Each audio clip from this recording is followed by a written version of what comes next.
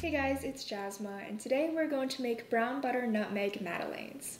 Now I love madeleines. They're small delicious cakes, but the last time that I made it on this channel was many years ago, so I thought it was about time to give you guys an updated recipe with a new and improved flavor. If you don't know, madeleines are small little French cakes. They're in seashell shapes usually, and they have a really nice spongy texture with a hump in the center. That's kind of its signature look. I love adding brown butter to almost anything, and I think that it tastes so great in this recipe, especially with the complement of the nutmeg flavor. This is one of my favorite recipes, and it's actually pretty quick to put together as well, so let's get started. First, we're going to make some brown butter. To do this, add the butter into a pan, turn the heat to high until the butter has completely melted, and then on medium-high heat, we're going to cook this until the milk solids start to brown and you can see little specks of that inside of your butter. Make sure you keep an eye on this for the entire time. Once it starts to bubble and you can kind of see the specks start to form, you want to take this off the heat immediately because it will burn if you leave it on there for too long, and it will have a really bitter taste and you will no longer be able to use that inside of these madeleines. Now the butter will lose some of its liquid while cooking because it's evaporated, so you want to measure this after it has been browned. We need 6 tablespoons, which is 85 grams of brown butter for this recipe, so I like to just use an electrical scale to measure it immediately after it's cooked because it's more accurate that way, and add in any butter that you need to make up for that lost amount. Once that is measured, set it aside for it to cool down a little bit. We are making it first because we don't want to have boiling butter added to our batter. Now on to making the batter of the madeleines. This is just like any other cake batter. You have your wet ingredients and dry ingredients. The wet ingredients are consisted of eggs, sugar, and some vanilla extract if you choose to add it. You want to have a nice and big bowl because you're going to be whipping some air into the eggs. You want to have some space for that. I'm going to be doing this by hand because this is the only source of exercise I can find inside of my house. But of course you can choose to use an electrical mixer if you want to speed up that process and you don't want to tire out your hand. So I'm going to crack the eggs into the bowl. Now I'm going to add my sugar. You want 2/3 cup.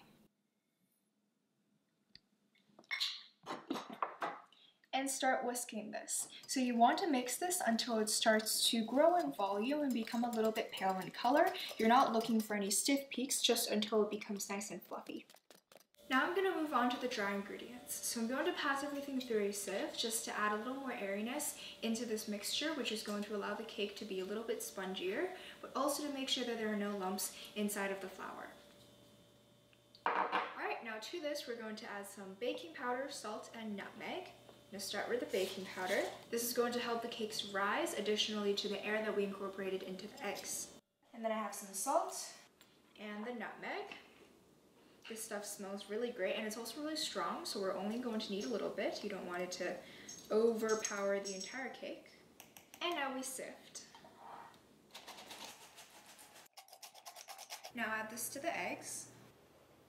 And to combine, I'm going to whisk this in really lightly because there is still a lot of air in those eggs and you don't want to deflate it completely.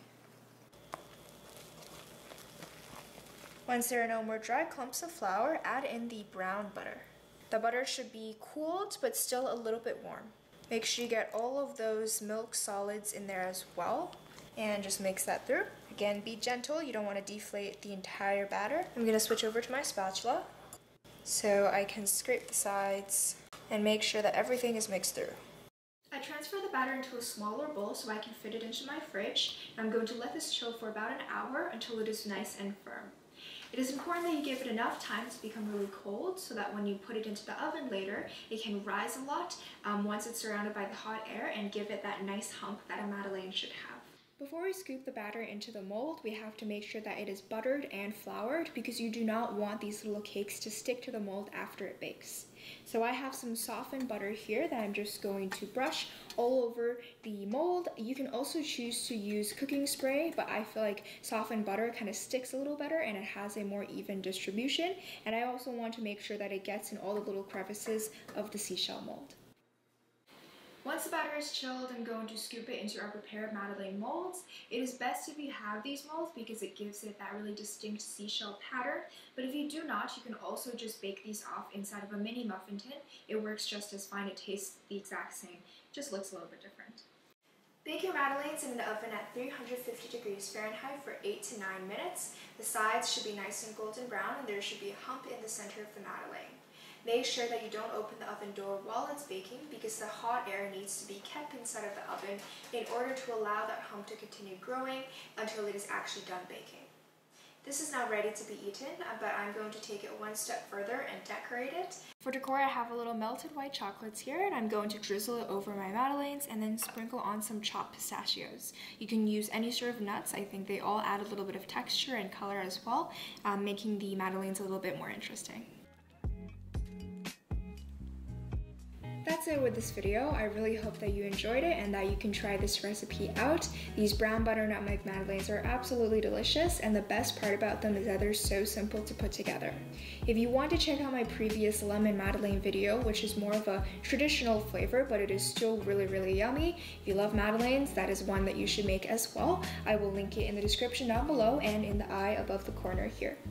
Once again, thank you guys for watching. Stay tuned for more videos. Don't forget to subscribe and see you guys next time. Bye!